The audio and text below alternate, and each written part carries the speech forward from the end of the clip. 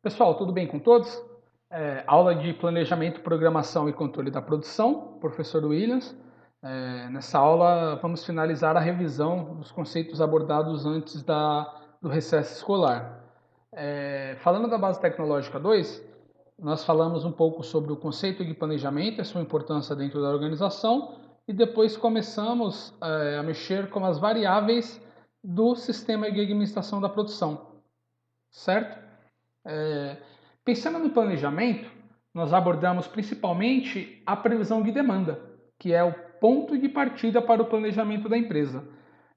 Falei um pouco sobre isso com vocês, expliquei esses métodos aplicados dentro da empresa e foquei principalmente no modelo de previsão de demanda na média simples, né, o método da média simples, método no qual a empresa realiza, por meio da consulta nos históricos, a previsão com a média simples, ou seja, ela soma todos os consumos do período utilizado como referência, do histórico, e divide por N, que é a quantidade de períodos. Então, aqui nesse caso, ó, eu tenho o histórico, eu somo todos esses consumos e divido pela quantidade de períodos, que no caso estudado eram 12, ou seja, eu teria uma demanda de 201,25 unidades.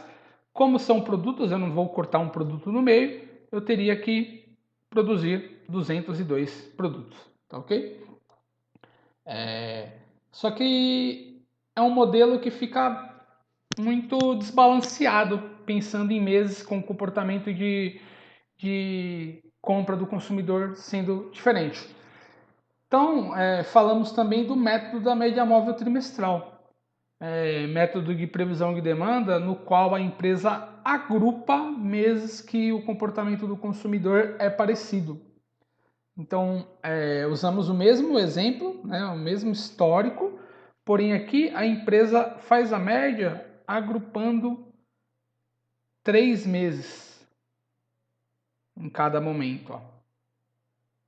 Falei sobre isso em sala também. Aqui no caso, ó, a previsão que a empresa calculou, ela precisa, para o mês que ela pretende calcular, por exemplo, janeiro de 2016, ela precisa do mês que antecedeu ela no histórico utilizado, do próprio mês e do mês seguinte. Então, janeiro eu não consigo fazer porque eu não tenho o mês que antecedeu ela no histórico. Fevereiro, eu preciso do mês que antecedeu, do próprio mês histórico e do mês seguinte.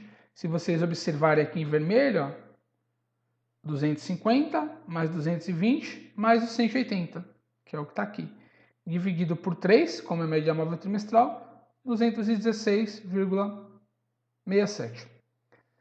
Para o cálculo de março de 2016, eu preciso do mês que antecedeu, o mês no histórico, o próprio mês e o mês seguinte. Eles estão destacados aqui em azul. Ó. Faço a soma e divido por 3 e tenho a previsão para março. Abril, que está destacado em amarelo. Preciso do mês que antecede, o próprio mês e o mês seguinte. Está destacado em amarelo, eu acabei já falando. Vamos para maio. Preciso do mês que antecede no histórico, o próprio mês e o mês seguinte. Vou ter essa média, está destacado aqui em verde. Faço isso até o último mês desejado. Só que aqui no caso, ó, para o cálculo de dezembro, a minha previsão, eu precisaria de novembro do histórico, dezembro do histórico e janeiro. O que eu não tenho aqui, certo? Então, eu não calculo também esse mês. Na sua empresa, você buscaria essa informação tranquilamente. Falamos sobre isso em aula, fizemos vários exercícios, então não vamos me aprofundar nisso.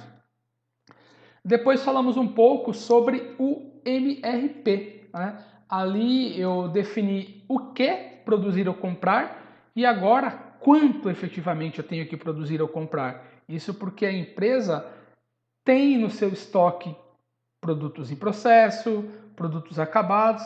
Então, o software MRP, ele verifica os pedidos em carteira, verifica os pedidos a previsão de venda calculada.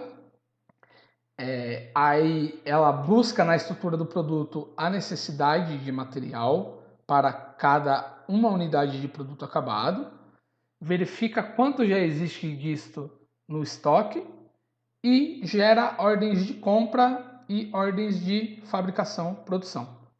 Como isso acontece?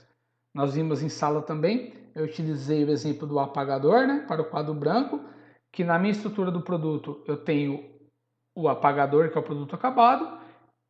No nível de dependência 1, eu tenho a base, que é essa parte azul, o feltro, que é a parte preta, que apaga a lousa, e a cola, que é utilizada para unir essas duas peças. Essa empresa também compra o polímero, que pode ser o plástico, né, granulado, derrete esse plástico e faz a base. Então, essa é a minha estrutura de produto. Os insumos que eu necessito para fabricar o apagador. E aí, como é que a empresa faz esse cálculo da necessidade de materiais, o MRP, com o MRP? A empresa calculou primeiramente a demanda, né, pelos métodos da média simples ou da média móvel, ou efetivamente recebeu um pedido do cliente, aqui no nosso caso de 180 apagadores, e ela busca no seu registro de estoque quanto ela já tem de produto acabado e quanto ela já tem dos materiais usados na fabricação do produto acabado. Lembrando que uma parte pode ser do estoque de segurança. A empresa trabalha com um número mínimo de itens em estoque. Tá ok? Como que isso fica? O MRP cria esta planilha, aonde as informações do registro de estoque serão inseridas aqui nessas colunas, ó, estoque atual, estoque de segurança para cada item. Nós iremos definir o fornecimento do item, se é interno ou externo, e faremos o cálculo a partir da demanda bruta para termos a nossa necessidade de compra ou de produção. Como eu faço isso? Vou para mais um slide. Essas informações eu lançarei aqui, ó, certo? Estão aqui. Demanda bruta inicial de apagadores é a demanda calculada ou o pedido efetivado do cliente que já estava no nosso exercício. E aqui eu tenho a minha estrutura de produto que vai ser fundamental para fazer esse cálculo de necessidade de materiais. Como que isso funciona? Vou colocar aqui para vocês entenderem.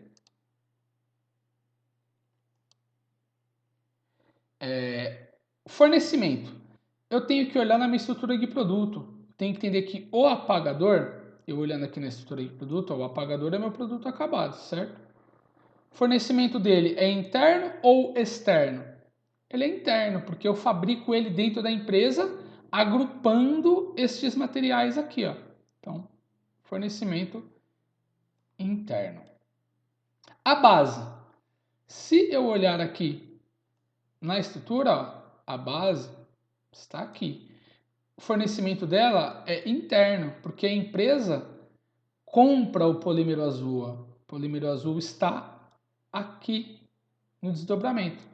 Existe ainda esse processo de compra do polímero azul, de aquisição. Então a base é interna.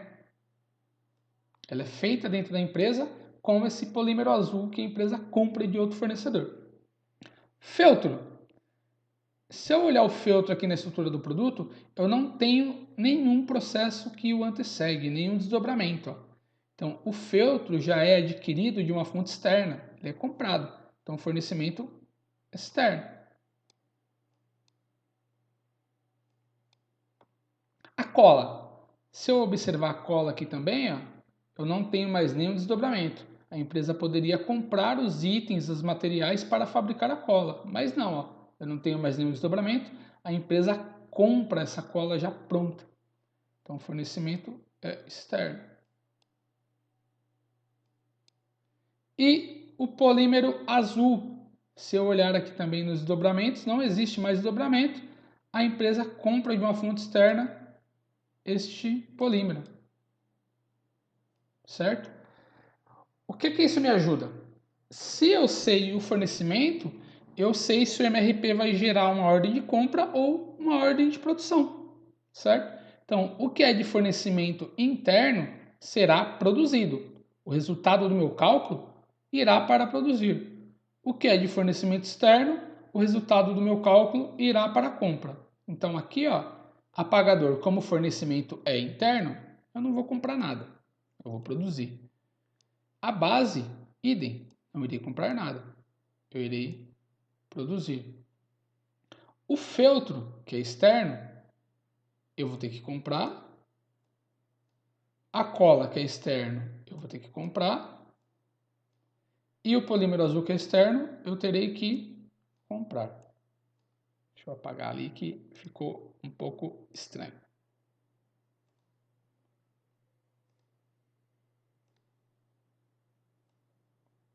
Tá ok. E aí, como é que eu faço meu cálculo? Basicamente, é a demanda bruta menos o estoque atual mais o estoque de segurança caso o estoque fique zerado. Isso porque o nome já diz, é estoque de segurança. Não pode ficar zerado. Então, se eu consumir todos os materiais que eu tenho em estoque para atender a demanda bruta e o meu estoque ficar zerado, eu tenho que repor. Então, ó, 180 menos 100, faltam 80. Ou seja, eu consumi tudo. Então, eu vou ter que somar mais 20 ainda. 80 mais 20, eu preciso produzir 100 unidades para atender o meu pedido de 180 unidades e, além disso, manter o meu estoque de segurança. Certo? Próximo item, a base. Qual é a demanda inicial, demanda bruta da base? É 180? Não, 100. Porque a base ela é utilizada para a fabricação do apagador. Para cada um apagador, eu utilizo uma unidade de base. Quantos apagadores eu preciso produzir efetivamente? 180? Não, ó, 100, porque eu já tenho algumas coisas em estoque. Então, minha demanda inicial bruta aqui da base é de 100 unidades, menos 90 unidades que eu tenho no meu estoque, 10. Faltam 10. Porém, eu tenho que repor o meu estoque de segurança, que é de 20. 10 que eu ainda preciso para o meu pedido, mais 20 de estoque de segurança, vou ter que produzir efetivamente 30 bases, certo? Feltro. A estrutura do produto me fala que eu uso um feltro por apagador. Minha demanda inicial de feltros, então, se eu preciso de 100 apagadores e é uma unidade por apagador, demanda de 100. Certo? 100 menos 110, sobram 10, né? Eu tenho 10 unidades a mais do que eu preciso para atender a minha demanda.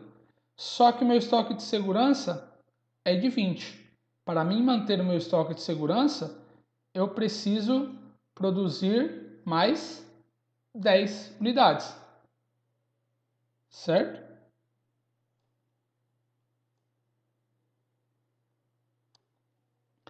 Cola. Se eu observar a história do produto, ó, a cola vai no apagador. 5 gramas de cola para cada uma unidade de apagador. Quantos apagadores eu preciso efetivamente? Ó? Preciso de 100. 5 gramas para cada um, preciso de um total de 500 gramas.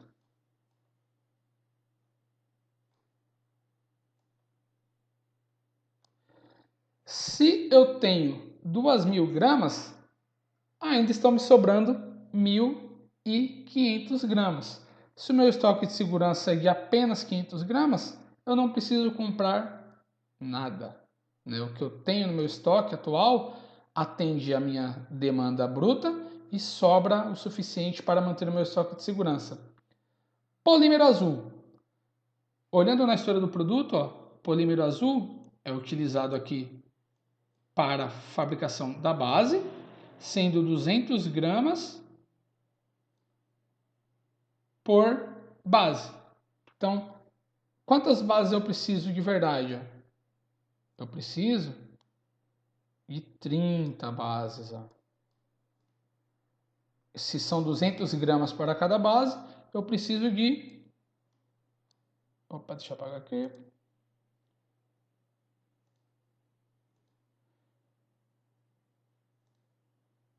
Eu preciso de 6.000 gramas.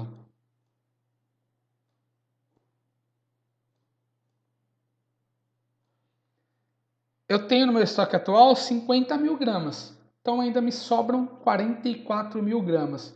Se o estoque de segurança é de 10.000 gramas, eu não preciso comprar nada de polímero azul. O que eu tenho é suficiente para atender o meu pedido e manter o meu estoque de segurança. Então vocês percebem que mesmo eu calculando uma demanda que é quanto efetivamente eu vou precisar comprar ou produzir, é um número bem diferente disto, porque a empresa já tem no seu estoque alguns materiais, certo? Então este é o segundo momento de planejamento de produção, né? Eu primeiro planejei a minha demanda bruta e vou ver aqui a minha necessidade líquida, o planejamento das necessidades de materiais, né? Faremos alguns exercícios para consolidar aí esse conhecimento. Conferir aqui, 100, 30, 10, certinho, 100, 30 e 10, 100, 30 e 10, que 0 e 0. Isto é o cálculo de necessidade de materiais. Dúvidas podem postar aí no nosso fórum e comentários e faremos aí alguns exercícios para entregar. Fiquem no aguardo das orientações. Muito obrigado a todos.